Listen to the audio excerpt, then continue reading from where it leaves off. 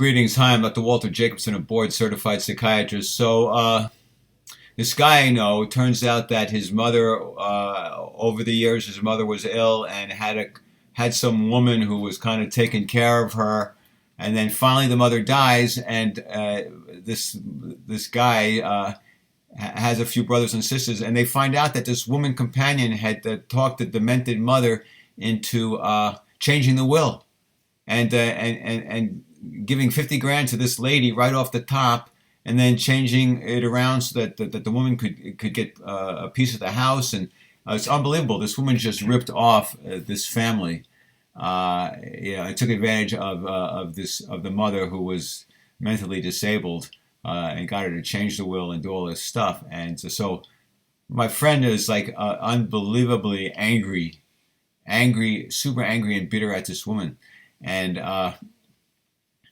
And it turns out that the woman is like very overweight, obese, and the obesity has caused her to have all sorts of diseases. So she's got diabetes, and she's got high blood pressure and elevated cholesterol, and she's got hip problems and back problems because of all of that weight on her skeleton, and knee problems.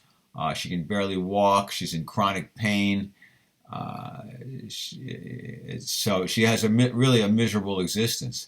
And she's married, and the husband apparently can't stand her, just can't stand her. She thinks she's a really awful person, very manipulative, dishonest, sociopathic. The guy can't stand her. So anyway, so my friend calls her up at one point and says, "I just want you to know that what you did was awful. You cheated us. You stole from us and my mother and from us, and that was wrong. And quite frankly, I don't wish you dead. I wish you live a really long time, and suffer and be in pain for a really, really long time. I pray to God that He lets you live for a really long time." Okay. So now here's the interesting thing: the husband, meantime, the husband who can't stand her, but he doesn't want her around. He doesn't want her around. He doesn't want her around for the next 20 years. He wants her. He's praying to God. Look, take her, please. Take my wife, please. Get her out of here. Yeah, I don't want her. So he's praying to God. Make it quick. Make it fast. Please do me a favor. My friend's going, no. String her along. Let her suffer for decades. She deserves it.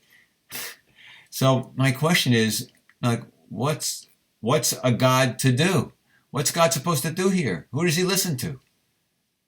I mean, is this the time when He's supposed to decide who's naughty and who's nice, and who this lady goes to hell now or later, or is she in hell now? So He should let her live for another 20 years because this is hell. What does He do? I mean, God's job is really complicated when you think about when there's all sorts of wars, and people on one side are going, God, let us win and let us prevail today in battle. And the other side's going, God, let us win, let us prevail in battle. I mean, does God think about all the geopolitical forces involved? Does He think about who's right and who's wrong? And, does He decide that He's going to do the politically correct thing and let this side win or that side win? I mean, I just can't believe it. I can't believe God hasn't had a nervous breakdown with all these people asking Him to do all these contrary things. Some people for, some people against. It's a full-time job. Does this guy have any time to play golf? What's the deal? Anyway, that's about it. Obviously I didn't have much of a point here, but I felt like saying that. All right. See you next time.